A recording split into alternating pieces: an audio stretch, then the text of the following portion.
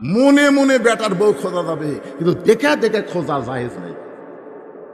এখন কতগুলো বাপ খালি দেখে বেড়াচ্ছে। এ পর্যন্ত 19টা দেখছে। আমাকে হুজুর 19টা দেখলাম, পছন্দ হয়নি। আমি বললাম আবার বিয়ে করবে? না হুজুর, নিজের জন্য নয় তো বেটার জন্য। তো বেটা বিয়ে করবে, আপনি দেখে বেড়াচ্ছেন, কিভাবে দেখেন? লায়া ছেড়ে হাত ধরে কয়, মা দেখি তো তোমার হাতটা দেখি, মা দেখি তোমার চুল দেখি, মা। এই হাত আর চুল দেখবার যায় যায় ওই লুচ্চা হয়ে গেছে, ওই আরো দেখবি। ধরে কোন কথা ঠিক কিনা? লালে ফেরা শালা লুচ্চা হয়ে গেছে। বিয়ার আগে বেটার জন্যও যা, বাপের জন্যও তাই। খুব মনোযোগ দেবেন, বিয়ার আগে ছেলের জন্য যা, বাবার জন্যও তাই। আমাদের এলাকায় বেটার বউকে বৌমা কয়। আমি 3-4 বার বৌমা করলাম। সবাই আপনারা বৌমা বলতেছেন, কিন্তু আমার বাম পাশে একটা সভাপতি ছিল, ওই আর কথা না। আমি সভাপতিকে বললাম, সভাপতি সাহেব, সবাই বৌমা বলতেছে, বেটার বউ বৌমা হয়, আপনার কি বেটা নেই? হুজুর 2টা আছে। বিয়ে কি এখনো করানি? করাছে হুজুর। তো বৌমা খন না কে? হুজুর আপনার ওয়াজ অনুযায়ী তো বউ পাইনি। আমার 2 বেটার বউ বৌমা হয়নি, এরা 2জন আছে বউ দাজ্জাল। আজকে প্রায় বাড়িতে বৌমা পাওয়া যাচ্ছে না, বউ দাজ্জাল পাওয়া যাচ্ছে। জোরে কোন কথা ঠিক কিনা? কথা কন না কেন ভাইজান? বউ দাজ্জাল। আগে বেটা ভালোই ছিল, কিন্তু বিয়ে করার পর থেকে বেটা ভিন্ন হওয়ার চায়। একদিন বাপ মা বলতেছে, কে রে তোর তো আর কেউ নেই, আমরাই তোর বাপ মা, আমাদের ছেড়ে তুই ভিন্ন হওয়ার চাস কেন? বউ সবসময় কান গরম করে দেয়, তোমাদের সঙ্গে থাকতে পারবো না, আমি ভিন্ন হয়ে গেলাম। আপনারা বলেন তুই কার বুদ্ধিতে ভিন্ন হচ্ছে? বউয়ের বুদ্ধিতে। আপনারা বলেন যে বউ বাপ মা থেকে তার স্বামীকে ভিন্ন করে নিয়ে যায়, ওটা কি বউ মা হয় না বউ দাজ্জাল হয়? আপনাকে ঘরে ঘরে কোনটা পাচ্ছেন? দাজ্জাল পাচ্ছেন না মা পাচ্ছেন? দরকার হলে বউ দাজ্জাল বাদ দিয়ে বেটাকে আর একটা বিয়ে করার। কিন্তু দাজ্জাল যে বাড়িতে থাকবে, এই বাড়িতে কোনো রহমত বরকত থাকবে না। ধরে কোন কথা ঠিক না? ওমর ফারুক বললেন, মা আমার আব্দুল্লাহর সঙ্গে তোমার বিয়াটা দিয়া তোমার বাড়িতে আমার বৌমা বানায়া আমার বাড়িতেই তোমাকে অধিকার দিবার চাই। মেয়েটা মুস্কি মুস্কি হাসতেছে বোরকার ভিতরে। ওমর ফারুক বলেন, মা আমার আব্দুল্লাহর সঙ্গে তোমার বিয়ে হবে, তুমি কিছুই বলতেছো না। মেয়েটা বলতেছে, আমিরুল মুমিনিন আপনি বলেন তো, একটা ভালো ছেলের সঙ্গে বিয়ে বসার অধিকার আমার আছে, আব্দুল্লাহর চাইতে ভালো কোনো ছেলে কি নাই? ওমর ফারুক বললেন, আমার 2 চোখে আব্দুল্লাহর চাইতে ভালো কোনো ছেলে আমার চোখে পড়ে না। মেয়েটা বলতেছে, তাহলে আমি একটা ছেলের নাম বলবো, দেখেন তো এই ছেলেটা আপনার চোখে কেমন লাগে। ওমর ফারুক চুম করছে, কে? তাই 6 বছর বয়সে জেলত বন্দি হলো, 12 বছর জেলখানা থাকলো, আর সেই মেয়েটা ভালো ছেলের খবর দিবে। ওমর ফারুক বললেন, মা তাহলে বলো তোমার কাছে ভালো ছেলের খবর কি? মেয়েটা বলতেছে, বাবার নাম হলো হযরত আলী, মায়ের নাম হলো খাতুনে জান্নাত ফাতেমা, নানার নাম হলো বিশ্বনবী মুহাম্মদ রাসূলুল্লাহ, তার নাতি হলো হোসাইন। এখন বলেন আপনার আব্দুল্লাহ ভালো না হোসাইন ভালো? যেই বলতেছে এখন আপনি বলেন আপনার আব্দুল্লাহ ভালো না হোসাইন ভালো? উমর ফারুক বললেন, মা সাইদুস শাবাবে আহলুল জান্নাহ হাসান হোসেন রাদিয়াল্লাহু তাআলা আনহুমা কাল রাসূলুল্লাহ, আল্লাহর নবী বলেছেন জান্নাতি যুবকদের সর্দার হবে 2 জন, একটা হাসান আর একটা হোসাইন। তাহলে যারা যুবক, এই যুবক যারা কোরআনের মাহফিল করতেছ, তোমরা কি হাসান হোসেনের জীবনে জানো? অথচ এই হাসান হোসেন হবে জান্নাতি যুবকদের সর্দার। তোমরা যদি জান্নাতে যাবার চাও, হাসান হোসেন সম্পর্কে জানার দরকার আছে না নাই? দরকার আছে না নাই? কোরআনের মাহফিল করতেছ, কি জন্য হাসান, কি জন্য হোসাইন? আল্লাহ কেন বললেন লিয়াবলুয়াকুম আইয়ুকুম আহসানু আমালা? কেন বললেন? সঙ্গে ওমর ফারুক বললেন, মা তুমি যে হোসেনের কথা বলতেছো, আমার আব্দুল্লাহর চাইতে 1000 গুণ ভালো। মেয়েটা বলতেছে, তাহলে আপনার আব্দুল্লাহর চাইতে 1000 গুণ ভালো যদি হোসাইন হয়, সেই হোসাইন থাকতে আমি অন্য কোন আব্দুল্লাহর সঙ্গে বিয়া বসবো না। আপনি যখন বলেছেন ভালোর সঙ্গে বিয়ে বসার অধিকার আছে, তো ভালো থাকতে এটা কেন? ওমর ফারুক মেয়েটাকে নিরাপদ আশ্রয় দিলেন। পরন্তু বিকালবেলা হযরত আলীর দরজায় গিয়ে সালাম দিলেন, আসসালামু আলাইকুম ইয়া আহলাল বাইত। কোনো বাড়ির দরজা দিয়ে সালাম দেওয়া কার সুন্নত? জোরে বলেন কার সুন্নত? এটা কি ভোটের আগে না ভোটের পরেও?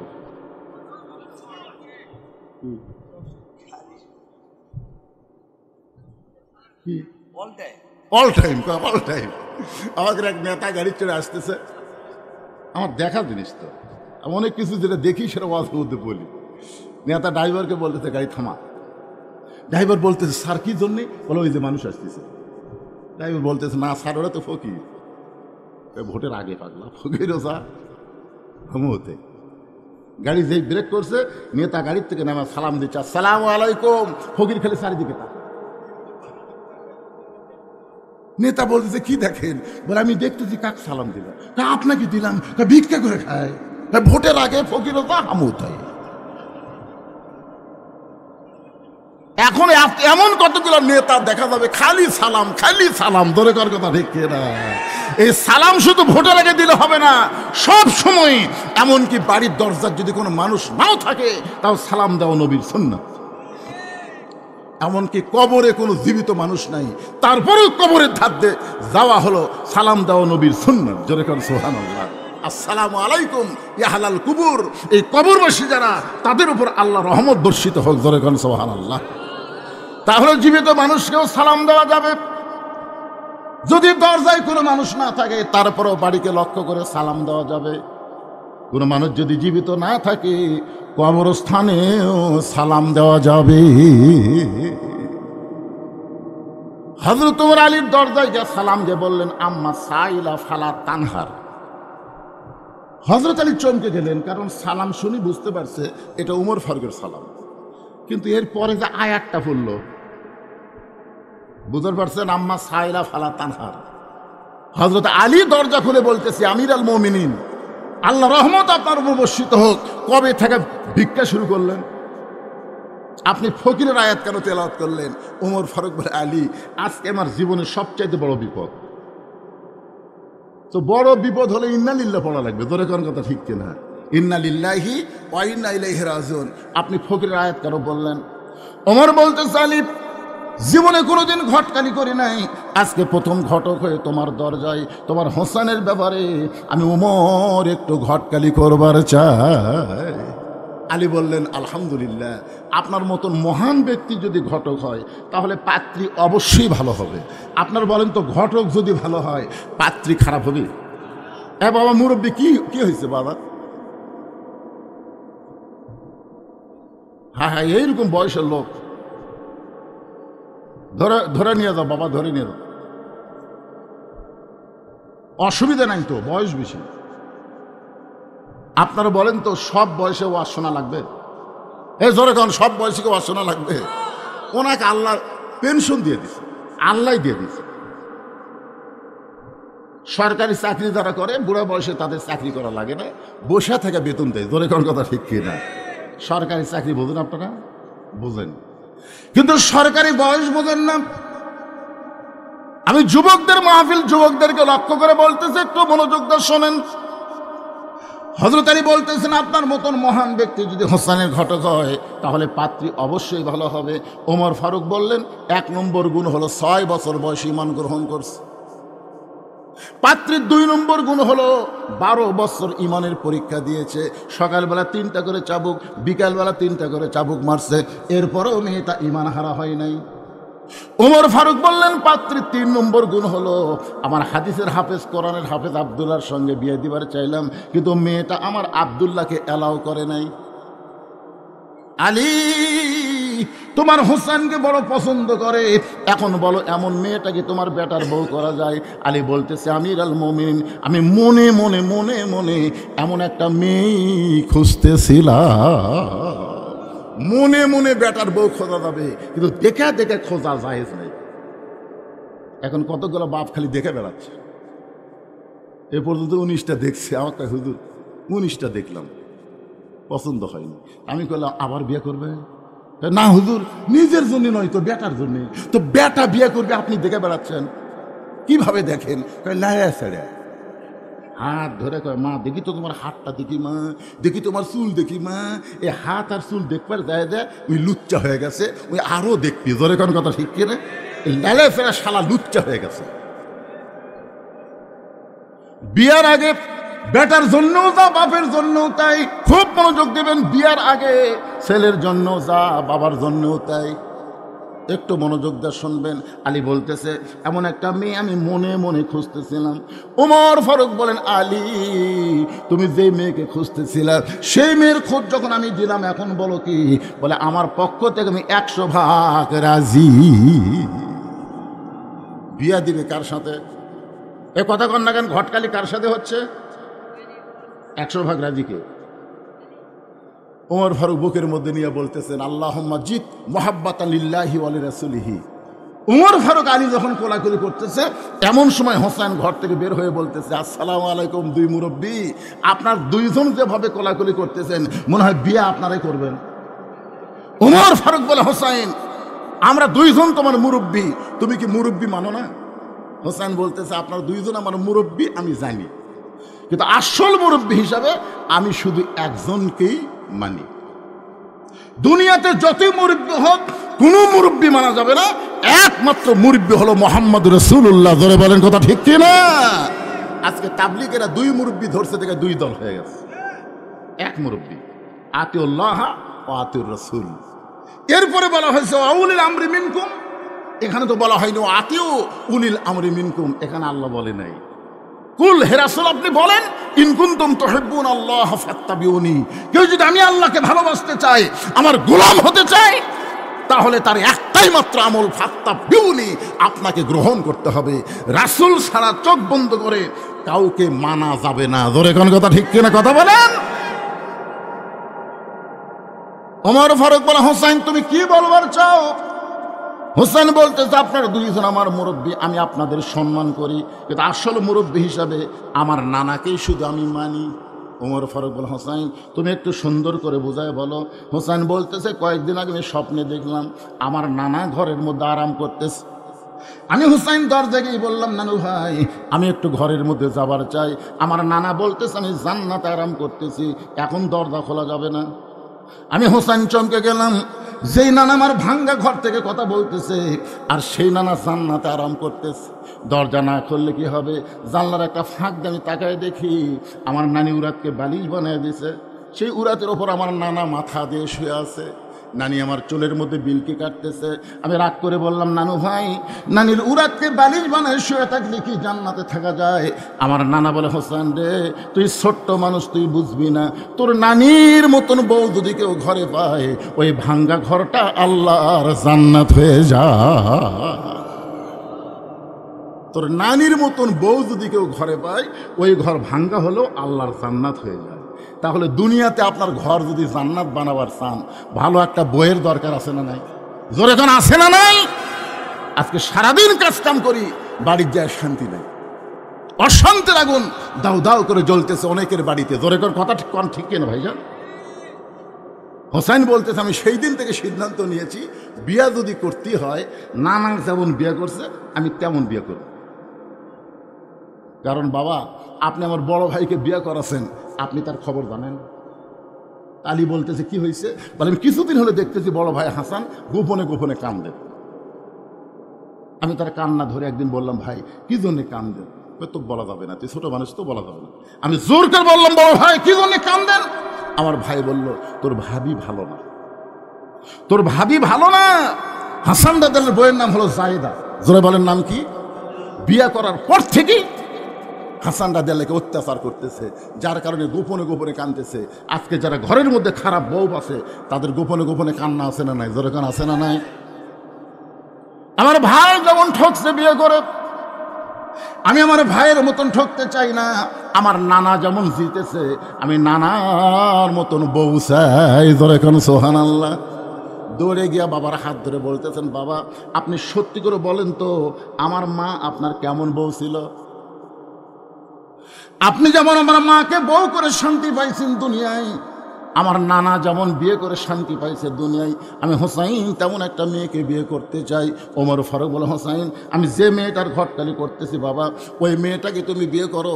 তোমার নানির মতন তোমার নানা যেমন বউ পাইছে, তোমার বাবা তোমার মাকে যেমন বউ পাইছে তেমন একটা বউ পাইবা। হোসেন বলতেছে, আপনার কথা মতো আমি বিয়ে করতে পারবো না।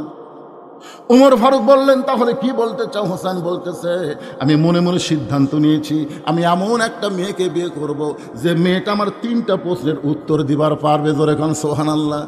উমর ফারুক বলে, আলী, হোসেন যে 3টা প্রশ্ন করবে এই প্রশ্ন সম্পর্কে তোমার জানা আছে? আলী বলতেছে, আমি জীবনের প্রথম শুনলাম। উমর ফারুক বলে, আমিও তো প্রশ্ন জানি না, যেই প্রশ্ন আমিও জানি না তুমিও শোনো নাই, সেই প্রশ্নের উত্তর মেয়েটা কেমনি দিবে? আমার ঘটকালে আল্লাহ কবুল করে নাই। উমর ফারুক কানতে কানতে মেয়েটা যেই ঘরের দরজায় গিয়ে বলতেছে, মা, আমার আব্দুল্লাহকে বিয়ে কর, তোর জীবন শান্তিময় হয়ে যাবে। মেয়েটা বলতেছে, আমার কোনো আপত্তি নাই, কিন্তু আপনাকে একটা বার বলতে হবে আব্দুল্লাহ হোসেনের চাইতে ভালো। শুধু একটাবার যদি বলেন আব্দুল্লাহ হোসেনের চাইতে ভালো, তাহলে আমার কোনো আপত্তি নেই। ওমর ফারুক বলে, আমি কেমনে বলবো মা, কারণ হোসাইন আব্দুল্লাহর চাইতে 1000 গুণ ভালো, তাহলে হোসাইন ভালো থাকতে খারাপ আব্দুল্লাহকে আমি বিয়ে করতে পারবো না। ওমর ফারুক বললেন, মা, হোসেন সেই মেয়েটাই বিয়ে করবে যে 3টা প্রশ্নের উত্তর দিবার পারবে। এখন তুমি বলো, তুমি কি 3টার উত্তর দিবার পারবা? যেই প্রশ্ন আমি উমর কোনোদিন শুনি নাই, যেই প্রশ্ন তার বাবা কোনোদিন জানে না, তাহলে তুমি কেমনে উত্তর দিবা? মেয়েটা বলতে, আমিরুল মুমিনিন, হোসেন কি 3টা প্রশ্ন করবে আমি জানি না, তবে আমার ঈমান বলতেছে আমি না পারলেও আমার আল্লাহ পারাবে। বর্তমানে গোটা বাংলাদেশ ওয়াজ করে, যেইটুকু বুঝতে পারতেছি আমার ঈমান বলতেছে আগামীতে আল্লাহর কোরআন বাংলাদেশের সংসদে দেখা যাবে। ঈমান, ঈমান, ঈমান। আপনাদের ঈমানের খবর কি? এই মাশাআল্লাহ, বোঝা গেল এখানেও ঈমান ভালো আছে, কারণ এখনো পুরাপুরি বুঝে বলেই নাই, তাতেই তাকবীর শুরু হয়ে গেছে। লিল্লাহে তাকবীর। কি বুঝতেছেন? সেই জেলায় আগামীকাল আরেক জেলায়। আমি গতকাল ওয়াজ করছি নওগাঁ জেলার শেষ প্রান্তের রাজশাহী শুরু, তার আগে দিন ওয়াজ করছি দিনাজপুরের নবাবগঞ্জ। এক এক দিন এক এক রাতে এক এক জেলায় ওয়াজ করতেছি, প্রতিটা জায়গায় গিয়ে দেখতেছি মনে হয় ঈমানের একটা ভাব চলে এসেছে। আর এই বাংলাদেশ থাকবে না, আগামীতে আল্লাহর কোরআনের বাংলাদেশ হয়ে যাবে। জোরে কোন কথা ঠিক কিনা?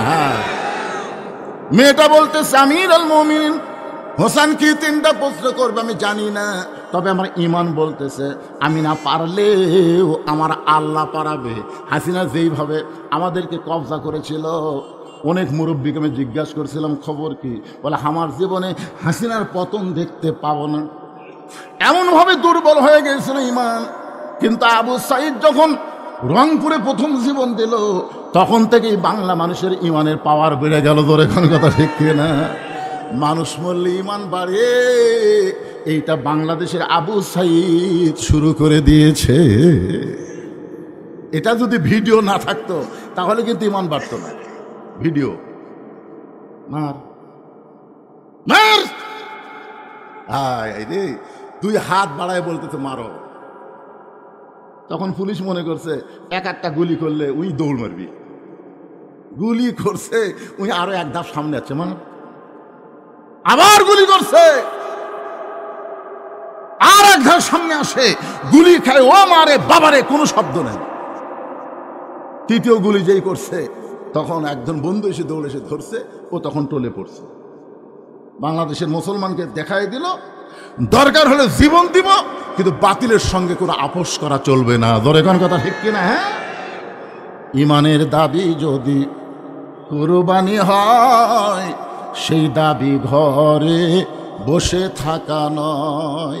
ঈমানের দাবি হলো কিছু বিনিময়, সেই বিনিময় যদি কলিজার ঘাম হয়, সেই ঘাম দিতে যেন তৈরি থাকি। ওগো দয়াময় আমার আল্লাহ দয়াময়। কোন দিকে তাকা থাকেন? এটা ঈমান। বক্তা ওয়াজ করতেছে, কোন দিকে তাকা আছেন? ঈমানের দাবি হলো অগ্নি শিখা, বাতিলের বিরুদ্ধে জ্বলতে শিখা, সে আগুনে জ্বলে জ্বলে দিব ঈমানের পরিচয়। ঈমানের দাবি ঘরে বসে থাকা নয়। মেয়েটা বলতেছে, আমিরুল মুমিনিন, হোসেন কি জানি না, কিন্তু আমার ভিতরের ঈমান বলতেছে আমি না পারলেও কে পারাবে? ওয়ালা রব্বিহিম ইয়াতাওয়াক্কালুন, আল্লাহর প্রতি ভরসা করছে। এখন বলেন তো, আল্লাহর প্রতি কেউ যদি ভরসা করে, আল্লাহ তার সাথে আছে না নাই?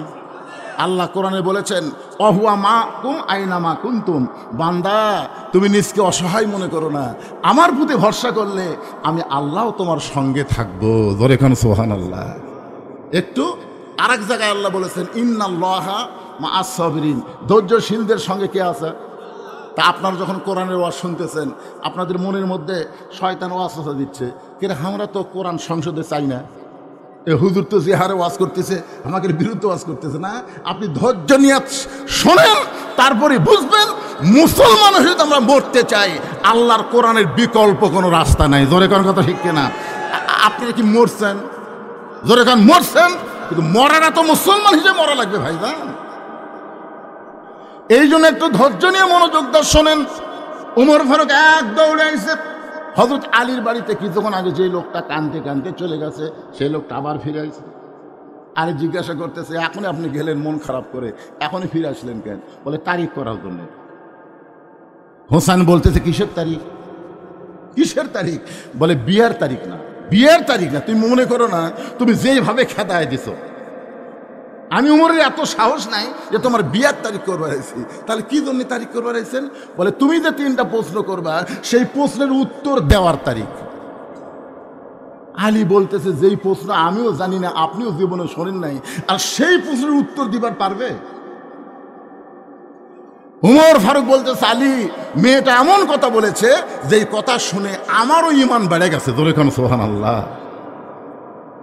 আমার মায়েরা যারা পর্দার অন্তরে আছেন, একটু মনোযোগ দিয়ে শুনবেন।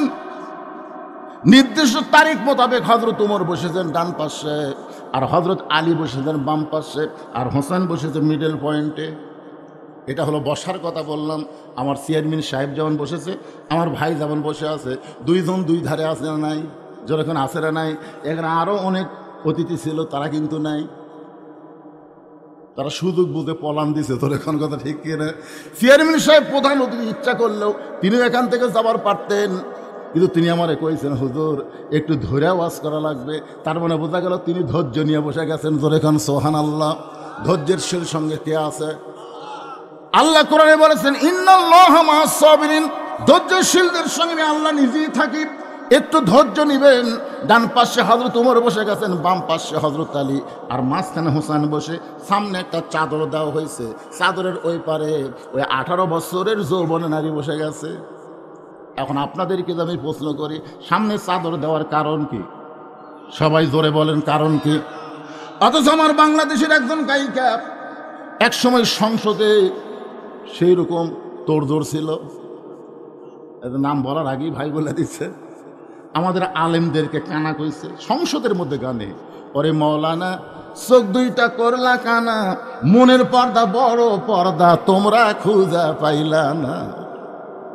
আমাদের বলতেছে আলেমরা, তোমাদের চোখ দুইটা কানা, মনের পর্দা বড় পর্দা তোমরা খুঁজা পাইলা না। তেঁতুল হুজুর বুঝলো না। আহমদ শফি রহমতুল্লাহ আলাইকে এই 2 টাকার গায়িকা মমতাজ তেঁতুল হুজুর বানাচ্ছে। ধরে এখন কি হুজুর? আপনারা বলেন তো, আহমদ শফির আপনারা চেনেন?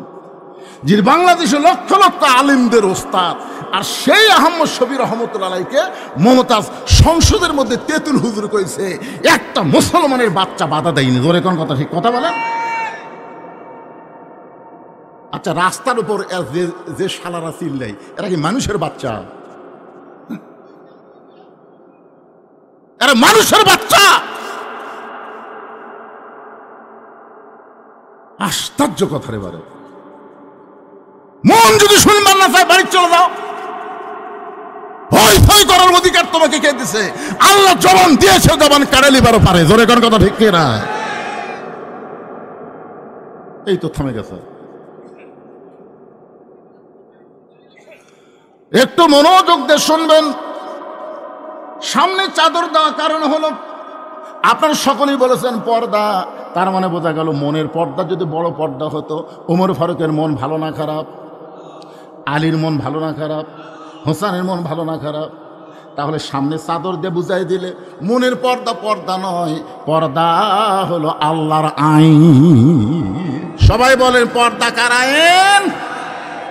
হ্যাঁ, আমি যত বড়ই হুজুর হই, আপনাকে আপনি আমাকে বাড়ির মধ্যে নিয়ে যাবেন আর আপনার বউ বেটিকে আমি দেখব, আমার কিছুই মনে হবে না। আপনার বলেন তো হুজুরে গেলে সোলফল আছে না নাই? তার এমন বোঝা গেল হুজুরে গেলে মন আছে। মন যদি না থাকলে তো বিয়া করলো কেন? আল্লাহর বান্দার একটু মনোযোগ দেবেন। সামনে চাদর দিয়ে বুঝাই দিলেন পর্দা হলো আল্লাহর আইন। আজকে আমাদের বাংলাদেশে ধর্ষণের শাস্তি মৃত্যুদণ্ড, অ্যাসিড মারলে মৃত্যুদণ্ড, এরকম বহু দণ্ড করেছে, তারপরেও কিন্তু অন্যায় কমতিছে না। ধরে কোন কথা ঠিক কিনা? কারণ কি? ঘরের মধ্যে শুটকি মাছ রাখছে, শুটকি মাছ ঘরের মধ্যে রাখছে, শুটকির একটা গন্ধ কেউ আগে না পেলেও বিলাই পায়। বিড়াল এখন চিন্তা করে কি শুটকির গন্ধ আসে ঘুর থেকে। আস্তে আস্তে বিড়াল যায়, দেখে ঘরের দরজা খোলা, ঘরের দরজা খোলা পায়, ঘরের মধ্যে ঢুকে দেখে খাটের তলে পাতিলের মধ্যে শুটকি মাছ, কিন্তু ঢাকনা নাই। আপনার বলেন তো বিড়াল 20 মিনিট টাইম পাবি? ওই সমানে খালি শুটকি খাচ্ছে, খসর খসর শব্দ শুনে ঘর চিন্তা করে কে রে ঘরের মধ্যে কি একটা বিড়াল কাম সারতেছে। 2000 টাকার কেজি শুটকি বিড়াল খাস, খপ করে ধরে বলছে, এই বিড়াল, পুনরায় যদি শুটকি খাস তোকে 20টা ব্যাত মারবো। একটা ব্যাত মারলি বিড়াল মরে যাবি। তা কড়া আইন দিছে 20 ব্যাত। ধরে এখন কয় ব্যাত? 20টা ব্যাতের আইন দিয়ে বিড়ালকে ছেড়ে দিছে, কিন্তু দরজা জানলা আগের মতোই খোলা রাখছে। আপনার বলেন তো এই 20টা ব্যাতের কথা শুনে বিড়াল কি শুটকি খাওয়া বন্ধ করবে? তুমি যতই আইন করো, বিড়ালের হাত থেকে শুটকি বাঁচাবার গেলে ওই 20টা ব্যাতের মিথ্যা আইন না করে দরজা জানলা বন্ধ করার আইন করো। ধরে কোন কথা ঠিক কিনা? আজকে ধর্ষণের আইন করেছো, অ্যাসিডের আইন করেছো, কিন্তু পর্দার আইন করো নাই। আজকে পর্দার আইন করো, বাংলাদেশে কোনো নারী ধর্ষণ হবে না। ধরে কোন কথা ঠিক কিনা? একটু মনোযোগ দিয়ে শুনবেন। ওমর ফারুক বলে, হোসাইন এখন তুমি প্রশ্ন শুরু করে দাও। তুমি যে 3টা প্রশ্ন করবে, এখন থেকে প্রশ্ন শুরু করে দাও। এবার হোসাইন দাঁড়িয়ে বললেন, রে মেয়ে, তুমি একা একা বসে আছো, তাই বলে মনে করো না তুমি একলা হয়ে গেছো। আমি হোসাইন বড় একা। মনোযোগ দিয়ে শুনবেন। তুমি একা একা বসে আছো, তাই বলে মনে করো না তুমি একা। পরে আমি হোসাইন বড় একা হয়ে গেছি। ওমর ফারুক বলে, হোসাইন তোমার ডান পাশে আমি বসে আছি, বাম পাশে তোমার বাপ বসে আছে, এরপরে তুমি একা কেমনে হলা? সঙ্গে সঙ্গে হোসাইন বলে, এ মেয়ে, আমার 2 পাশে 2জন মহামানব দেহ নিয়ে বসে আছে, কিন্তু এই 2 মহামানব মনে মনে তোমার পক্ষ নিয়েছে। আপনার বলেন তো হাসিনার সময় যে দিনের ভোট রাতে হলো, ড্যামি নির্বাচন হলো, নির্বাচন কমিশনার কি নিরপেক্ষ ছিল? এ কথা নিরপেক্ষ ছিল? সবাই বলতেছিল নিরপেক্ষ নির্বাচন কমিশনার, কিন্তু নির্বাচন কমিশনার মনে মনে একটা দলের পক্ষ নিয়েছিল। ধরে কোন কথা ঠিক কিনা? 18 সালে বিএনপি মাত্র 6টা আসন পেল। এক সময় হাসিনা বলল, ভিক্ষা দিছি। 6টা আসন কি দিছি? ভিক্ষা দিছি। তার মানে বোঝা গেল নির্বাচন কমিশনার নিরপেক্ষ ছিল না, একটা দলের পক্ষ ছিল। ওমর ফারুক বলেন তো মনে মনে কার পক্ষে? জোরে বলা লাগবে, কার পক্ষে? হযরত আলী কার পক্ষে? কিন্তু বসে আছে ছেলের দিকে। এখানে বুঝাই দিল যে বিবাহের আগে মেয়েটার কাছে ওমরও যাইতে পারবে না, আলীও যাইতে পারবে না। হোসেনের কাছেও যেমন, আমাদের 2 জনের কাছেও তেমন। ধরে কোন সুবহানাল্লাহ। এবার ওমর ফারুক বলে, হোসাইন তাহলে কি এখন প্রশ্ন শুরু হবে?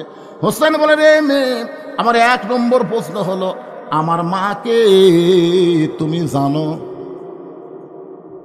হযরত আলী বাম পাশ থেকে চুম করছে, কেন আমি ছেলের সঙ্গে আছি, আর ছেলে বাপের কথা না বলে মায়ের কথা কেন বলতেছে যে আমার মাকে তুমি জানো? খুব খেয়াল করবেন, এমন প্রশ্ন করেছে, উত্তর দেওয়া খুবই সহজ, খুবই সহজ। আমার মাকে তুমি জানো? আমি কোন মায়ের সন্তান? ফাতেমার সম্পর্কে আমাদের সবার জানা আছে না নাই? জোরে করে আছে না নাই? সেই কারণেই হোসেন বলতেছে, আমার মাকে তুমি জানো? আমি কোন মায়ের সন্তান? সঙ্গে সঙ্গে পর্দার ওপার থেকে মেয়েটা বলে, হোসাইন আমি আপনার মাকে চিনি। প্রশ্ন করেছে জানো, সঙ্গে সঙ্গে মেয়েটা বলতেছে আমি আপনার মাকে চিনি। এই উত্তর শুনে ওমর ফারুক জিহ্বাত কামড় দিয়েছে। হযরত আলীর চোখ দিয়ে দর দর করে পানি পড়তেছে। ওমর ফারুক জিহ্বাত কামড় দেওয়ার কারণ হলো প্রথম প্রশ্নে আউট হয়ে গেল। 3টার উত্তর দিবি, একটাতেই তো আউট। প্রশ্ন করলো আমার মাকে জানো, আর উত্তর দিল আমি চিনি। আলীর চোখ দিয়ে পানি পড়ার কারণ হলো আমি হোসেনের মাকে ঠিক মতো চিনবার পারিনি, আমি নিজেই পারিনি।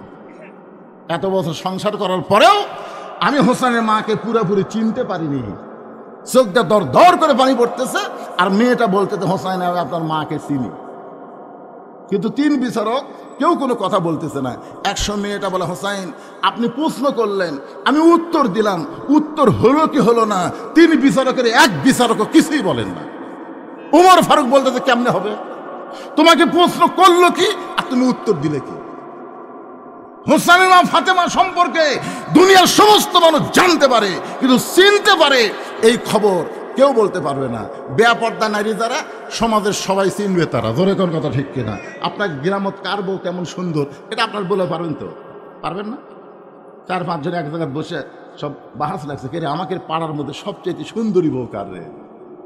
তখন বলতেছে উমুকের। না না না তুই ঠিক মতো দেখিসনি, ওই পাড়া ওর বউ সবচেয়ে সুন্দর। তাহলে তোমরা তো অপরের বউ সুন্দরের কথা বলতেছে কেমনে? এর বউ সুন্দর সবচেয়ে বেশি, এ কথা জানার পেছনে কারণ হলো ওই মেয়েটা বেপর্দা। বেপর্দা নারী যারা সমাজের সবাই চিনবে তারা। জোরে কোন কথা ঠিক কিনা? আপনারা বলেন তো ফাতেমা কি বেপর্দা? তাহলে কেমনে বলতেছে আমি চিনি? আলীর চোখটা দর দর করে পানি পড়তেছে।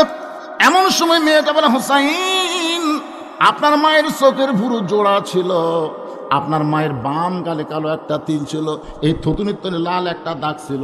সঙ্গে সঙ্গে আলী বলতেছে মা যা বলছিস বলছিস মা, আর বলিস না, কারণ তিনজনের মধ্যে একজন পরপুরুষ আছে।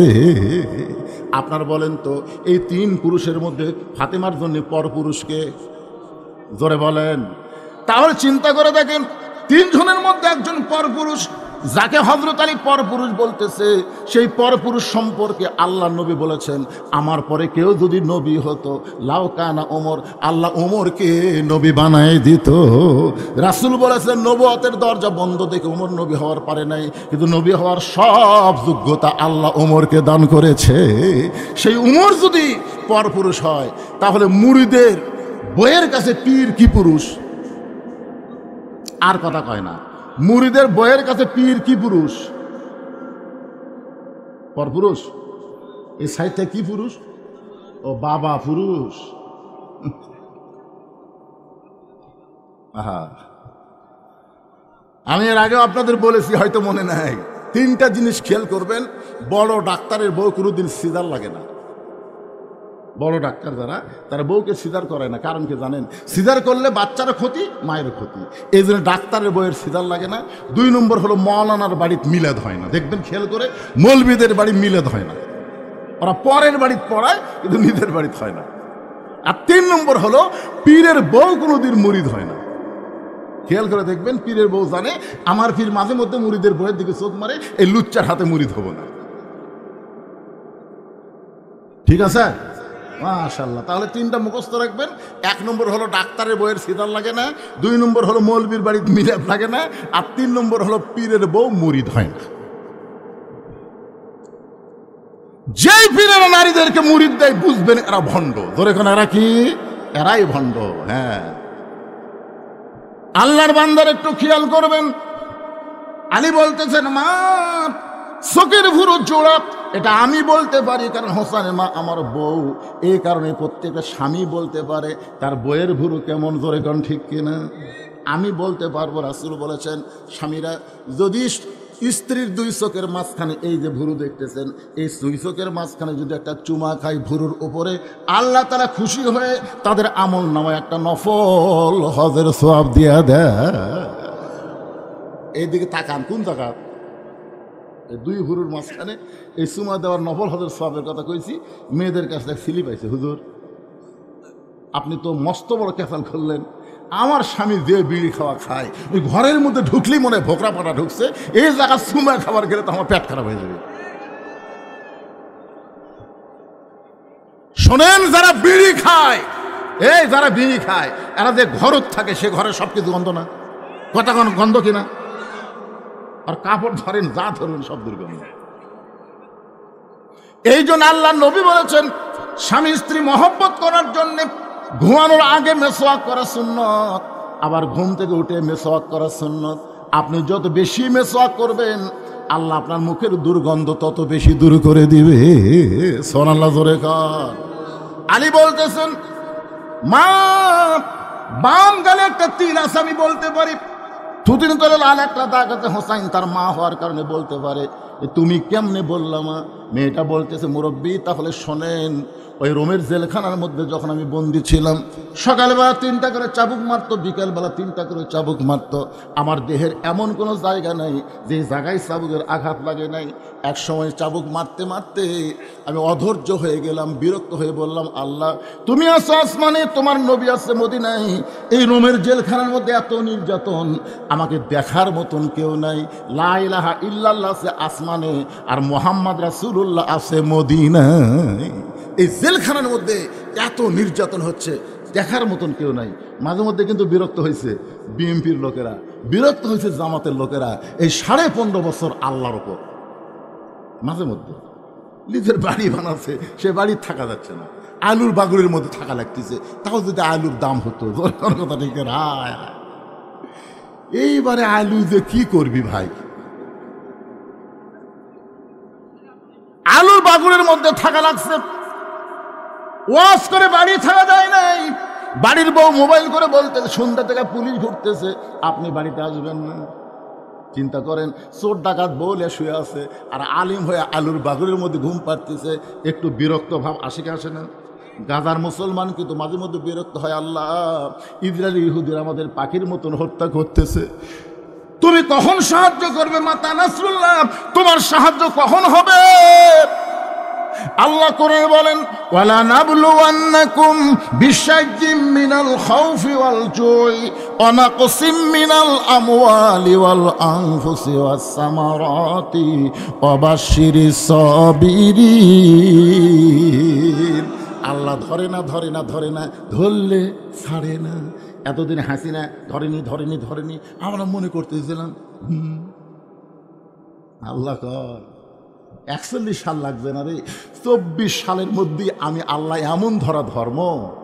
আল্লাহর ওলি বলেছিল 12 কোটি মুসলমান গাছের গোড়া নানা দিবে, আর দিল্লির মামু বাড়ি গিয়ে পড়বা। ধরে কোন কথা ঠিক কিনা? আল্লাহর ওলির কথা 100 ভাগ সত্য হয়ে গেছে। সুবহানাল্লাহ হবেন না ভাই? একটু মনোযোগ দিয়ে শুনবেন।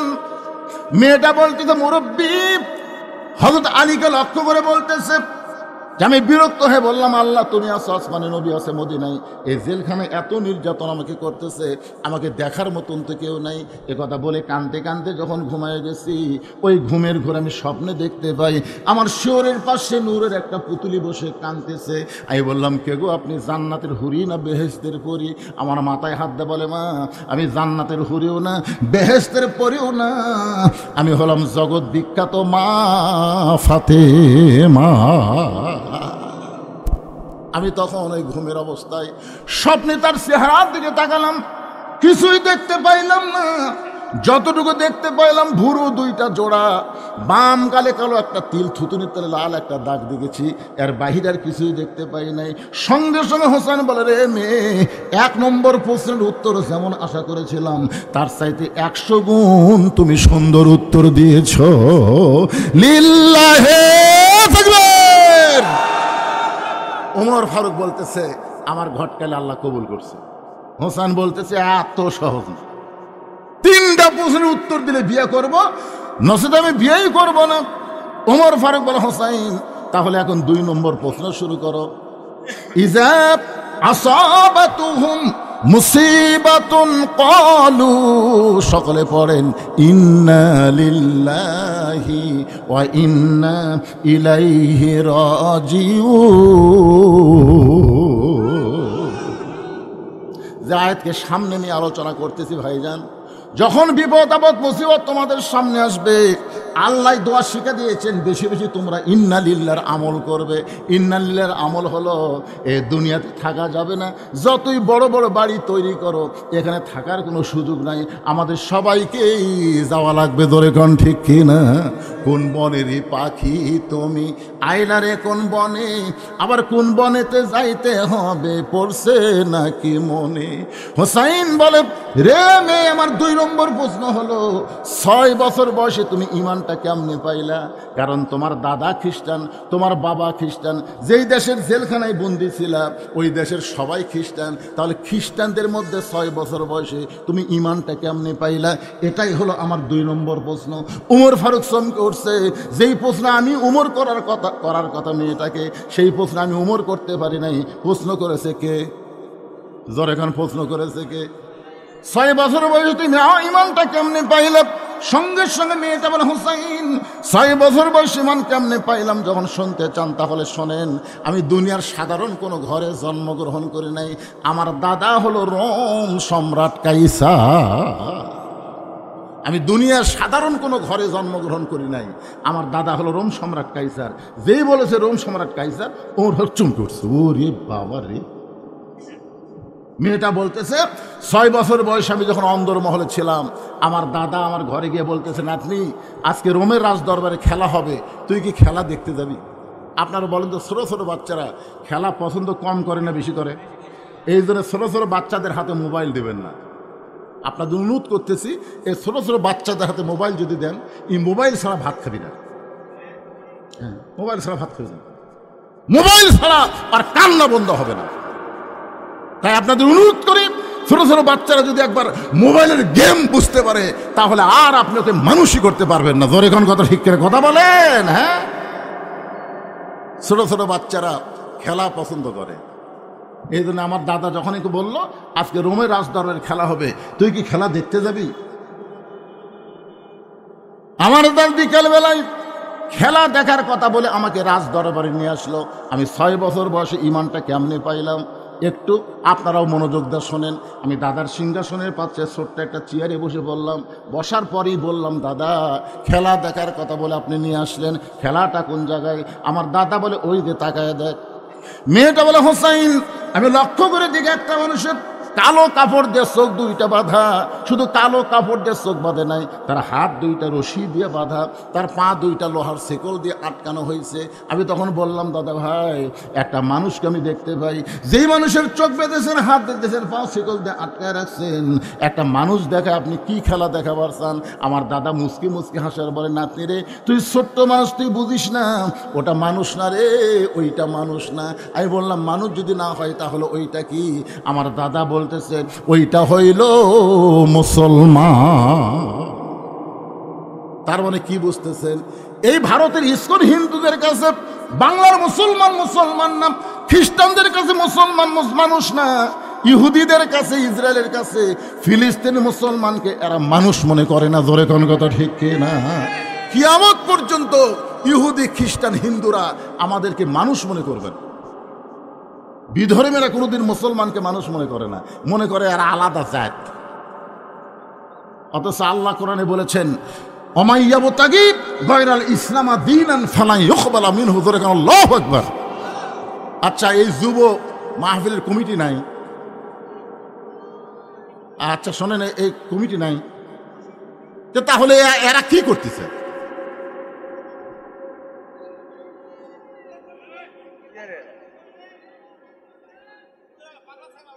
আরে পাগলা ছাগলা হলো তো আপনার ওদিক তাকাচ্ছেন, আপনি সামনে বসে ভালো শুনতেছেন, কিন্তু মাঝখান থেকে ওরা খালি মাথার সমস্যা তো ওনারে ভাই। কিন্তু আপনার যদি আমার কথাগুলো এই সময় এসে ব্যাখ্যাল হন, কঠিন কথা হচ্ছে যে ওইটা মানুষ না, ওইটা মুসলমান। কি বুঝতেছেন? আমার দাদা না থাকে, এটা মানুষ না, এটা হলো মুসলমান। আমি তখন বললাম, দাদা এই মুসলমানকে নিয়ে আপনি কি খেলা খেলবেন? আমার দাদা বলে, ওই যে তাকায় দেখ। আমি তাকায় দিকে বিশাল একটা আগুনের চুলায় দাউ দাউ করে আগুন জ্বলতেছে, তার উপর বিশাল একটা ডেকসি, মনে মনে তেল, নিচের আগুনের তেলগুলো টকবক টকবক করতেছে।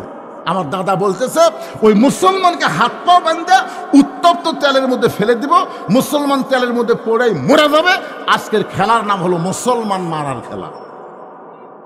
আমি তখন ছোট্ট মেয়ে আস্তে করে বললাম, দাদা এই মুসলমানকে না মাইরা এই মুসলমানকে ছেড়ে দেওয়া যায় না, এই মুসলমানকে হত্যা না করে এই মানুষ মারার খেলা, মুসলমান মারার খেলা কি বন্ধ করা যায় না? আমার দাদা বলে 100 বার বন্ধ করা যায়। ওই মানুষটা যদি একটা বারের জন্য বলে আল্লাহ রাসূল মানি না, ওই মুসলমান খালি একটা বারের জন্য বলবে আল্লাহ রাসূল মানি না, তাহলে চোখের বাঁধন খুলে দিব, হাতের বাঁধন খুলে দিব, পায়ের শিকল খুলে দিব। আমি ছোট্ট মেয়ে আস্তে আস্তে মুসলমানের কি কাছে গিয়ে বললাম, মুসলমান তোমার চোখ দুইটা বেঁধে রাখছে বলে তুমি দেখবার পাচ্ছ না, তোমার হাত বেঁধে রাখছে, পাও বেঁধে রাখছে, তুমি দৌড় মারবার পারতেছো না। তুমি কি জানো আমার দাদা তোমাকে হত্যা করার জন্য আগুনের চুলার মধ্যে তেল গরম করতেছে, উত্তপ্ত তেলের মধ্যে তোমাকে ফেলে হত্যা করবে। ও মুসলমান, তুমি যদি বাঁচতে চাও খালি একটা বারের জন্য বলো আল্লাহ রাসূল মানি না, খালি একটা বার বলবা আল্লাহ রাসূল মানি না, আমার দাদা তোমাকে ছাইড়া দিবে। সঙ্গে সঙ্গে মুসলমান বলল, মা তুমি ছোট্ট মানুষ, তোমার কাছে জীবনের দাম বেশি, কিন্তু একজন মুসলমানের কাছে জীবনের চাইতে ঈমানের দাম বেশি। আপনারা যারা বসে আছেন ভাইজান, আপনাদের কাছে জীবনের দাম বেশি না ঈমানের দাম বেশি? কাদের কাছে ঈমানের দাম বেশি? দুই হাত আল্লাহরে দেখান, লিল্লাহে তাকবীর। হ্যাঁ, এই জীবন যত চেষ্টাই করেন এই জীবন বাঁচাবার পারবেন না, যত চেষ্টায় আপনি করেন, কিন্তু আপনি একটু চেষ্টা করলে আপনার ঈমানকে আপনি বাঁচাবার পারবেন। বর্তমানে আমাদের বাংলাদেশে ঈমান হরণের চক্রান্ত চলতেছে, ধরে কোন কথা ঠিক কিনা? এই যুব শক্তিকে অপশক্তিতে রূপান্তর করার জন্যই ঈমান হরণের নানা ধরনের চেষ্টা চলতেছে ভাই। যখন বলেছে দরকার হলে জীবন দিব কিন্তু ঈমান হারা হব না, রোম সম্রাট কাইসার দাঁড়িয়ে বলে, এই সৈন্যরা আর দেরি করা যাবে না, আর হাত পা বাঁধা অবস্থা আগুনের চুলার মধ্যে ফেলে দাও। মেয়েটা বলতো, হোসাইন যখন আমার দাদা হুকুম করলো হাত পা বাঁধা অবস্থায় উত্তপ্ত তেলের মধ্যে ফেলে দাও। এখন আমি তখন বললাম, দাদু ভাই এই মানুষ মারার খেলা আমি দেখবো না, আমি চলে যাই। আমার দাদা বলতে যে খেলা দেখার জন্য তোকে নিয়ে আইছি, খেলা দেখাই লাগবে। জোর করে যখন আমার বাম হাতটা ধরে রাখলো আমার দাদা, জোর করে যখন আমার হাতটা ধরে রাখলো, আমি তখন কি করব? বাধ্য হয়ে আমি বসে বললাম। আমি তাকায় দেখি ওই মুসলমানকে উত্তপ্ত তেলের দিকে নিয়ে যাচ্ছে, মুসলমান একটা বারও পিছু টান দেয় না, বীরের মতন সামনের দিকে যায়। সুবহানাল্লাহ কর না কেন? আশ্চর্য হয়ে গেলাম। আর কিছু দূর যাওয়ার পরেই এই মুসলমানকে উত্তপ্ত তেলের মধ্যে ফেলে দিবে। তারপরে মুসলমান হেঁটে হেঁটে যখন চুলার দিকে যায়, আমাদের বাংলাদেশে যাদেরকে ফাঁসি দেওয়া হয়েছে তাদের ব্যাপারে শুনে দেখবেন, ওই যে জল্লাদ একটা বের হয়েছিল শাহজাহান, জোরে বলেন নাম কি? জল্লাদ শাহজাহান বলেছে তাদেরকে যখন ফাঁসির মঞ্চের দিকে নিয়ে যাওয়া হয় তারা বীরের মতন হেঁটে হেঁটে গেছে, কেউ পিছন দিকে একবারও তাকাই নাই। তার মানে বোঝা গেল তারা বীরের মতন ওই ফাঁসির মঞ্চের দিকে যায় কেন? ফাঁসির মঞ্চের মাধ্যমে আল্লাহ তাআলা তাদের জন্য জান্নাতের দরজা খোলার ব্যবস্থা করেছে। সুবহানাল্লাহ। আমি আশ্চর্য হয়ে গেলাম। মেয়েটা বলতে 6 বছর বয়সের ছোট্ট মেয়ে। আমি আশ্চর্য হয়ে গেলাম, মুসলমান যখন বীরের মধ্যে আগুনের দিকে হাঁটতেছে, আমি দুইটা চোখ বন্ধ করলাম, একটা জীবন্ত মানুষকে উত্তপ্ত তেলের মধ্যে ফেলে দেবে। আমার দাদা বাম হাত ধরে আছে, আর ডান হাত দিয়ে আমি দুইটা চোখ চেপে ধরলাম, একটা মানুষ মরার দৃশ্য আমি দেখবো না। আমি যখন দুইটা চোখ ডান হাত দিয়ে চেপে ধরেছি, এমন সর্বধূপ একটা কলেমা আমার কানের মধ্যে ঢুকে গেল। ওই মুসলমান উত্তপ্ত তেলের একটু আগে গিয়ে পড়া শুরু করলেন, লা ইলাহা ইল্লাল্লাহু মুহাম্মাদুর রাসূলুল্লাহ। সকল বলি সাল্লাল্লাহু আলাইহি ওয়াসাল্লাম। মেয়েটা বলে, হোসাইন এই কলেমা আমার কানের মধ্যে দিয়ে ঢুকে আমার কলিজার মধ্যে ঢুকে গেল। আমাকে এমন ভালো লাগলো, জীবনের প্রথম শোনার পরে কানে শুনেছি, কলিজার মধ্যে জায়গা দিয়েছি। যখন কলেমা কলিজার মধ্যে জায়গা পায় আমার চোখ ঢাকা, তারপরও আমি দেখতে পাই। সুবহানাল্লাহ। ডান হাতের চোখ ঢাকার পরে দেখতে পাই ওই মুসলমানের দেহটা উত্তপ্ত চুলার মধ্যে ফেলে দিচ্ছে, কিন্তু দেহের মধ্যে যে পাখিটা উত্তপ্ত তেলের মধ্যে পড়ার আগে ওই পাখিটা কে যেন সযত্নে ধরে সবুজ রঙের একটা বাগানে উড়াল দেয়। আমি নিজের চোখে দেখলাম মুসলমানের দেহ নামক খাঁচাটা উত্তপ্ত তেলের মধ্যে পড়েছে, কিন্তু পাখিটা কে যেন সযত্নে ধরে সবুজ রঙের একটা বাগানে উড়াল দিয়ে চলে যায়। আমি তখন আর দেরি করলাম না, একটা হ্যাঁচকা দিলাম, কারণ আগে ছিলাম আমি একা, কিন্তু ঈমান গ্রহণ করার সঙ্গে সঙ্গে আল্লাহর সাথে দেখা, ধরে কোন সুবহানাল্লাহ। যখন আমি হ্যাঁচকা টান দিলাম, আমার দাদার কাছ থেকে আমার হাতটা খুলে গেল। আমি এক দৌড়ে বাড়ির কাছে গিয়ে মাকে ধরে বললাম, মা লা ইলাহা ইল্লাল্লাহ মুহাম্মাদুর রাসূলুল্লাহ। আমার মা চমকে গিয়ে বলতেছে, তুই না তোর দাদার সাথে খেলা দেখবার গেলি, এই মুসলমানের কলমা কোথায় পাইলি? এই কলমা ভুলে যামা, এই কলমা যদি তোর দাদা বাপ শুনতে পায় তাহলে তোকে হত্যা করবে। আমি তখন বললাম, মা এই কলমাওয়ালারা কোনোদিন মরে না। নিজের চোখে দেখলাম মা দেহ নামক খাঁচাটা উত্তপ্ত তেলের মধ্যে পড়েছে, কিন্তু ওই পাখিটা উড়াল দিয়ে কোথায় চলে গেছে? ওই পাখিটা যেখানে গেছে ওই জায়গার নাম হলো ইল্লি নামক জান্নাতের বাগান। আমার সোনার ময়না পাখি, শোনেননি গান? শোনেননি? কোন দেশেতে উইরা গেলা রে দিয়া মোরে ফাঁকি রে আমার সোনার ময়না পাখি। আসলে এটা ভুয়া গান। কোন দেশেতে উইরা গেলা দিয়া মোরে ফাঁকি, আমার দেহ থেকে যখন পাখিটা উড়ে যাবে, ইন্না লিল্লাহি ওয়া ইন্না ইলাইহি রাজিউন, আমরা এসেছি আল্লাহর কাছ থেকে, আবার ফিরেও যাব আল্লাহর কাছে। জোরে কর কথা ঠিক কিনা? আপনার বলেন তো, আল্লাহর কাছে যাওয়া কোনোদিন ফাঁকি হয়?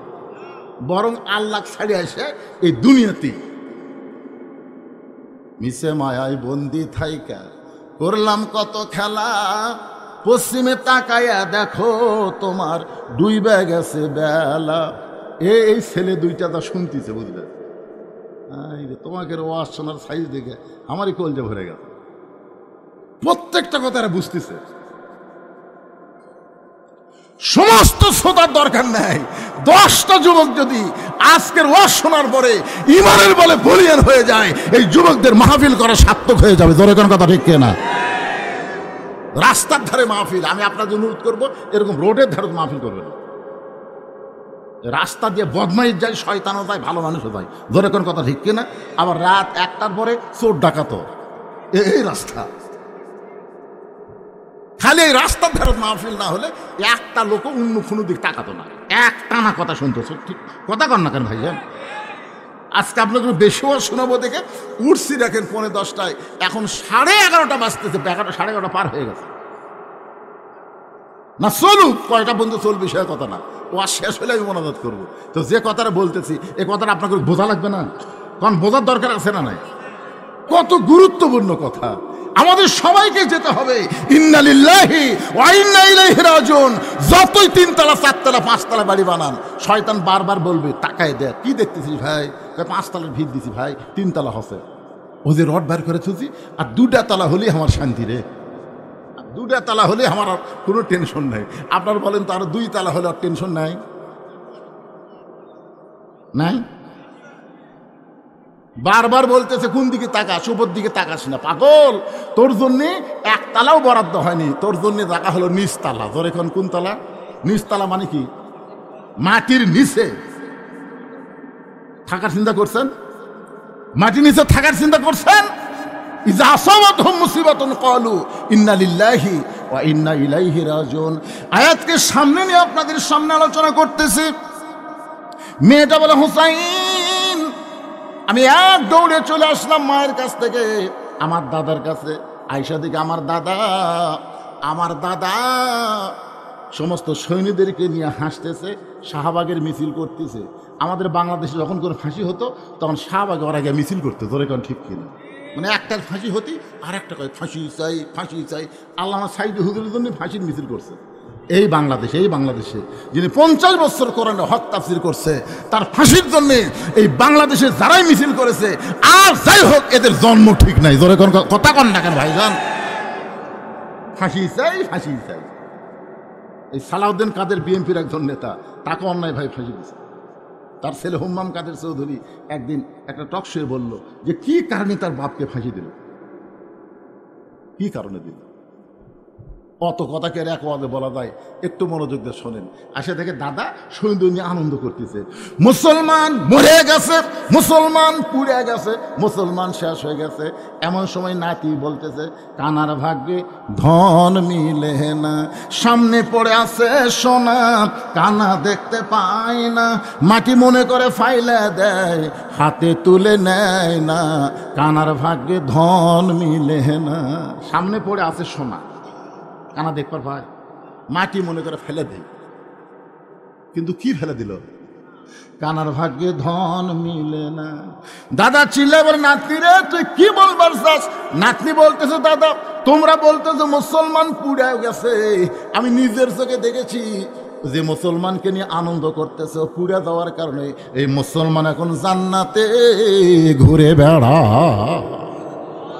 তোমরা কানার জন্যে ধন মিলবে না। এটা তোমরা বলতেছো মুসলমান পুড়ে গেছে। মুসলমান পুড়িছে?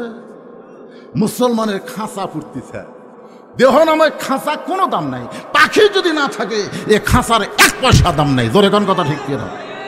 খালি মরেই দেখেন, আপনার ভিতরে পাখি উড়ে যাক। যে বাড়ি আপনি করছেন ওই বাড়ির থেকে যত তাড়াতাড়ি বার করার ব্যবস্থা করবে। সবাই এসে বলে, ভাই সকালে মরছে রে, এখন পর্যন্ত তোমরা ঘরতে থুতে বের করো। আপনারা বলেন তো, যাই বলতেছে বের করো, ওই কি ওর আপনজন না? ওই কিন্তু সব শুনতেছে।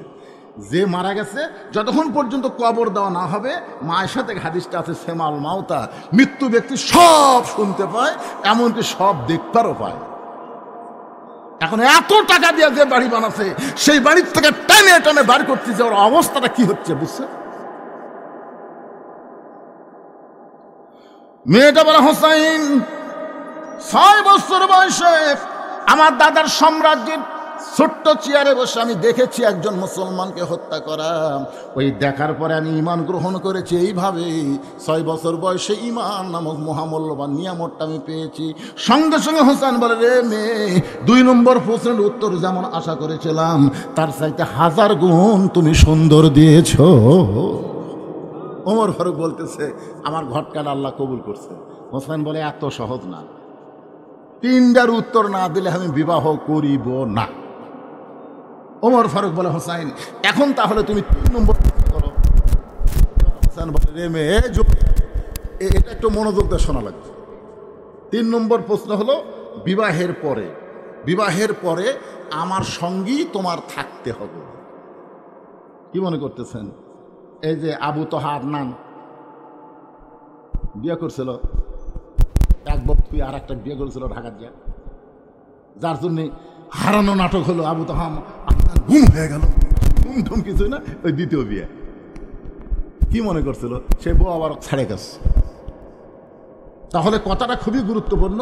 হোসেন বলতেছে, যিনি যুবকদের জান্নাতি সেই প্রশ্ন করতেছে যে বিবাহের পরে আমার সঙ্গী তোমার, বিয়ার আগে না বিয়ার পরে? কোনটা ভালো? বিয়ার আগেরটা না পরেরটা? বিয়ার আগেরটা বলতেছে, তুমি আমার জীবন, তুমি যদি চাও আমি পাহাড়, তুমি যদি চাও আমি সাগর ডেঙ্গায় যাবো। যে সারা পুকুর করে পানি খাই ওই বলে সাগর ডেঙ্গা দিব। তুমি জানো না গো, 1 রাত তোমাকে দেখিনি, মনে হয় 1 বছর দেখি।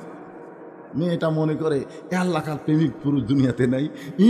চিটিং, সিটার, এটা বুঝবি বিয়ার পর। জোরে কর ঠিক কি না? আল্লাহর কি কাম, ওরই সাথে বিয়ে হচ্ছে। বাসর রাত্রে ওই বাসর করা বাদ দেওয়া লাখ টাকা ঘুম পাড়তেছে। বউ কই, কে গো আজকে বাসর রাত, ঘুমাও কেন? তুমি না কইছো 1 রাত না দেখলে 1 বছর দেখা হয় না। তুমি আমার জন্য পাহাড়ে উঠবে, তুমি সাগর ডেঙ্গে যাবে, আজকে ঘুম পাড়তেছে। এলা সিটারি রে পাগলি, তুই সিটারি না করলে ঘর তুলতে। বিবাহের আগে কোনো মেয়ের সঙ্গে প্রেমের সম্পর্ক নেই, একটা কথা বলা কবিরা গুনাহ। কথা কন কি গুনাহ? জান্নাতি যুবকদের সর্দার দুনিয়ার সমস্ত যুবকদের বুঝায় গেল, বিবাহের আগে কোনো সম্পর্ক চলবে না, বিবাহের পরে আমার সঙ্গী তোমার থাকতে হবে। মেয়েটা ফোঁপায় ফোঁপায় কাঁদতেছে। ওমর ফারুক বলে, মা 2টা কঠিন প্রশ্ন করেছে আর সেই 2টার উত্তর তুমি দিলা, এই সহজ প্রশ্নের উত্তর না দিয়ে তুমি কেন কাঁদতেছো? তুমি বলো, হোসাইন বিবাহের পর আমি তোমার সঙ্গী থাকবো, বিবাহের পর আমি তোমার সঙ্গী থাকবো। মেয়েটা বলতেছে, আমিরুল মুমিনিন এমন উত্তর দিলে আপনি বিশ্বাস করতে পারেন, কিন্তু হোসাইন এমন উত্তর দিলে বিশ্বাস করবে না। বিয়ার পর আমি তার সঙ্গেই থাকবো, এই কথাটা বলা যায়, কিন্তু এই কথাটা তাই সে বিশ্বাস করবে না। এবার বলে মা তাহলে তুমি কি 3 নম্বর প্রশ্নের উত্তর দিবার পারবা না? মেয়েটা কিছুক্ষণ পরে বলে আল্লাহ, মনে মনে আল্লাহর সঙ্গে যোগাযোগ করতেছে, আল্লাহ 2টার উত্তর দিয়ে দিলাম, এইটার উত্তর কি দেব? এমন সময় আল্লাহ পাক ইলহামের মাধ্যমে মেয়েটাকে জানাই দিল, রে মেয়ে তুমি উত্তরে বলো, একজন মস্ত বড় আল্লাহ নবী ছিল, সেই নবীর নাম হলো আয়ুব নবী। ধরে বলেন কি নবী? আয়ুব নবী যখন সুস্থ ছিল তখন তার অনেকগুলো বিবি ছিল, তার বাড়ি ছিল, ঘর ছিল, বাদশাহী ছিল, চাকর নকর অনেক কিছুই ছিল। কিন্তু আয়ুব নবী যখন অসুস্থ হয়ে গেল, অসুস্থতার মাত্রা যখন বেড়ে গেল, একসময় আল্লাহ তার দেহের মধ্যে গোস্তর পচন ধরে দিল, তখন কিন্তু চাকর নকর কেউ তার সঙ্গে থাকলো না, এমনকি তার বউগুলোও তাকে ছেড়ে চলে গেল। আয়ুব নবীর শরীরের দুর্গন্ধ হওয়ার কারণে লোকালয় থেকে তাকে জঙ্গলে ফেলে দেওয়া হলো। তখন জঙ্গলে যখন ফেলে দেওয়া হয়েছে, তখন একটা বিবি আয়ুব নবীর সঙ্গ ত্যাগ করে নাই, সেই বিবিটার নাম হলো রহিমা। মেয়েটা বলে হোসাইন। রহিমা যেমন আয়ুব নবীর সুখের দিনেও ছিল, কষ্টের দিনেও ছিল, এমনকি সমস্ত মানুষ আয়ুব নবীকে যখন ত্যাগ করেছে, রহিমা যখন ত্যাগ করে নাই। আমি রহিমার মতো বিবাহের পরে আপনার সঙ্গে থাকতে চাই। হোসেন বললেন, তোমাকে বিবাহ করাতে আমার কোনো আপত্তি নাই। আমার নানা যেমন নানি পাইয়া ভাঙ্গা ঘর জান্নাত হয়ে গেছে, আমার মা যেমন খাতুনে জান্নাত ফাতেমারে পাইয়া কষ্টের ঘরের সুখের শান্তির বাতি জ্বলাইছে, আমি হোসাইন তেমন একটা মেয়ে পাইলাম, এই মেয়েটার সঙ্গে বিবাহ করতে আমার কোনো আপত্তি। আজকের এই ঘটনার ভিতর দিয়ে আমি আপনাদের সামনে যে জিনিসটা তুলে ধরার চেষ্টা করি, সেটা হলো যত বড় বিপদ আপদ মুসিবত আসুক না কেন, মুসলমানের জন্য সবচেয়ে বড় বিপদ সামনে অপেক্ষা করতেছে, সেই বিপদটা হলো মৃত্যু। জোরে কোন কথা ঠিক কিনা? এই জন্য আল্লাহ বলেছেন লা তামুতুন্না, মৃত্যুবরণ করো না ইল্লা ওয়া আনতুম মুসলিমুন, মুসলমান না হওয়া পর্যন্ত। মুসলমান হয়ে যদি মরতে চাই, তাহলে বৎসর অন্তর শুধু কোরআনের একটা মাহফিল করলে হবে না, আল্লাহর এই কোরআনে বাস্তবে গ্রহণ করা লাগবে। জোরে কোন ঠিক কিনা? আল্লাহ আমাদের সবাইকে এই কোরআন মোতাবেক নিজের জীবন পরিচালনা করার তৌফিক দান করুক। সকলে বলে আল্লাহুম্মা আমিন। আমার চেয়ারিং হয়ে যাওয়ার চাইছিল, আমি বলছি না একটু বসেন। কি জন্য বসালাম? অন্য কোনো জায়গাতে এরকম চাপ দেবো না। আজকে আপনি করেছেন লম্বা একটু ওয়াজ করলেন, কি বিরক্ত হলেন? রাগ করলেন? মাশাআল্লাহ। কারণ আপনাদের ভোট দেওয়া প্রতিনিধি, একটা কথা উনি বলেছেন, আমার খুব কথাটা কলিজাতে আঘাত পাইছে, যে আমি 4.5 বছর কি ছিলাম, মিনি আয়না ঘরে ছিলাম, মিনি আয়না ঘরে। সে কথাটা আপনারা বুঝতে পারছেন? চেয়ারম্যান হচ্ছে ঠিকই, কিন্তু সে কোনো কাজ করতে পারেনি। সামনে 1 বছর সময় আছে, আমরা সবাই দোয়া করব আল্লাহ তাকে সুস্থতার সঙ্গে নেক হায়াত দান করুক। ধরে কেন আমিন। এবং 1 বছরের মধ্যে মানুষের মন জোগান বড় কঠিন ভাই, খুবই কঠিন। তার মধ্যে চেয়ারম্যান হচ্ছে সবচাইতে, এরা তৃণমূল পর্যায়ে নেতা, একটা সাধারণ মেয়ে মানুষ পড়ে, ও চেয়ারম্যান সাহেব আমার বৃদ্ধা ভাতার কি হলো? দেখছেন, চেয়ারম্যানে কিন্তু যাই তাই ধরে। ধরে কার কথা ঠিক কিনা? এমপি কেউ ধরা পারে না, মন্ত্রী কেউ ধরা পারে না, কিন্তু এইগুলো নেতা সবাই ধরে। তাই ভাইটাকে বললাম 1 বছরের মধ্যে আপনি পারবেন কিনা আল্লাহ ভালো জানে, তবে পারার মতন যেন তৌফিক দান করে। ধরে কান আমিন। মুরব্বী, ও মুরব্বী বসে, এখন দোয়া হবে, বসে, আর ওয়াজ নেই, এখন দোয়াটা করে দেন বাবা। জীবনের শেষ দোয়া হতে পারে আজকের মাহফিলের দোয়াটা, আমার আপনার জীবনের শেষ দোয়া হতে পারে। ধরে কান ঠিক কিনা? এই জন্য সকলে ইস্তিগফার বলেন, আস্তাগফিরুল্লাহ রব্বি মিন কুল্লি জামবে ওয়া তুবু ইলাইহি, আস্তাগফিরুল্লাহ রব্বি মিন কুল্লি জামবে ওয়া তুবু ইলাইহি, লা হাওলা ওয়ালা কুওয়াতা ইল্লা বিল্লাহিল আলিয়্যিল আযীম। আল্লাহুম্মা আমিন।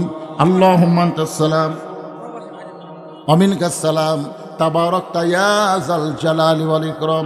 আয় আল্লাহ তাআলা, তোমার যে যুবকেরা আজকে জান্নাতের বাগান লাগাইছে আল্লাহ, এই যুবকদের মধ্যে অনেকে প্রবাসে আছে, সেখান থেকে মাহফিলের খরচ বাবদ তারা অনেক টাকা দিয়েছে। আয় আল্লাহ, এলাকার সমস্ত যুবক সহ যারা প্রবাসে আছে, তাদের চেষ্টায় আজকের এই জান্নাতের বাগান লেগেছে। মেহেরবানি করে আজকের জান্নাতের বাগানের ওসিলায় দেশে এবং দেশের বাহিরে যত যুবক আছে, সব যুবককে কোরআনের যুবক, নামাজি যুবক হিসেবে আল্লাহ তুমি কবুল করে না। মাহফিলের শুরু থেকে শেষ পর্যন্ত যতটুকু আলোচনা হয়েছে আল্লাহ, এর মধ্যে যদি ত্রুটি হয়, ভুল হয়, মাফ করে দাও। এর যা হাদিয়া মঞ্জুর করো সোনার মদিনায় নবী পাকের রওজা মোবারকে আল্লাহ কবুল করে নাও। তামাম আম্বিয়াই কেরাম, আসহাবে কেরাম, উম্মাহাতুল মুমিনিন, শহীদ শহীদান, জান্নাতুল বাকি, জান্নাতুল মাওয়াসহ পৃথিবীর যত গোরস্থানে যত মুমিন মুমিনা শুয়ে আছে আল্লাহ, সকলার কবরকে জান্নাতের টুকরা কবুল করো। আমরা যারা হাত তুলেছি, আমাদের জনম দুখুনি মা যাদের কবরে গেছে, একটাবার চোখ বন্ধ করে দেখেন, কত ছোট্ট একটা নাম মা। এই নামের মধ্যে কি মধু, যাদের মা নাই তারাই বুঝতেছে। দাঁত থাকতে মানুষ দাঁতের মূল্য দেয় না, চোখ থাকতে মানুষ চোখের গুরুত্ব বোঝে না। বাপ মা যতদিন দুনিয়াতে থাকে, সন্তান বাপ মাকে বুঝতে পারে না।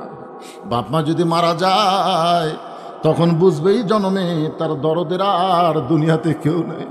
এই দরদের বাপ মা যাদের কবরে গেছে আল্লাহ, মেহেরবানি করে বাপ মার কবরকে জান্নাতের টুকরা বানিয়ে দাও। আল্লাহ গো, আমাদের দাদা দাদি, নানান আত্মীয় স্বজন যারা কবরে গেছে, কবরবাসীদের মাফ করে দাও। আজকের মাহফিলের সম্মানিত সভাপতি দয়কে আল্লাহ তুমি কবুল করো। আজকের মাহফিলের প্রধান অতিথিকে আল্লাহ তুমি কবুল করো। বিশেষ করে আখিরে মোনাজাতে আমাদের সঙ্গে সামিল হওয়ার কারণে আল্লাহ তাকে তুমি কবুল করে, আল্লাহ জনগণের খাদেম হিসাবে তাকে তুমি কবুল করে নাও। ও দরদে আল্লাহ, আমি গুনাহগার বলে দোয়া ফিরাই দিও না আল্লাহ।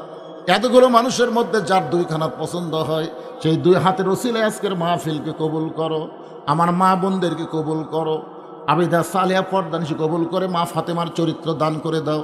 আমি সহ আমাদের মধ্যে যারা অসুস্থ আছে আল্লাহ, সুস্থতার নিয়ামত দান করে দাও আল্লাহ। খাস করে এই পশ্চিম বারৈলের যুব সমাজকে আল্লাহ তুমি কবুল করো। প্রত্যেক বছর এমন করে কোরআনের একটা বাগান যেন তারা লাগাতে পারে, এমন ইমানি শক্তি এদেরকে দান করে দাও আল্লাহ। আজকের মাহফিলে হাজী সাহেবদের আল্লাহ কবুল করো, আলেমদেরকে আল্লাহ কবুল করো, মুরব্বীদের আল্লাহ কবুল করো, যুবকদেরকে আল্লাহ কবুল করো। এমনকি কচি কচি বাচ্চারাও আওয়াজ শুনতেছে আল্লাহ, তাদেরকে কবুল করো আল্লাহ। কে কোন নিয়তে হাত তুলেছে আল্লাহ, সকলের নেক নিয়ত, নেক আশাকে তুমি কবুল করো। খাস করে আল্লাহ, শুধু কোরআনের ওয়াজ শুনবো না, আগামীতে আল্লাহর কোরআন আমাদের দেশে চলবে, এই দৃশ্য আমাদের সকলকে দেখার তৌফিক দিয়ে দাও আল্লাহ। সুবহান রাব্বিকা রব্বিল ইজ্জাতি আম্মা ইয়াসিফুন ওয়া সালামুন আলাল মুরসালিন আলহামদুলিল্লাহি রব্বিল আলামিন। ওয়াজাল আখিরাতি কালিমাতুনা ইনদাল মাউতি। সকলে পড়েন লা ইলাহা ইল্লাল্লাহু মুহাম্মাদুর রাসূলুল্লাহ।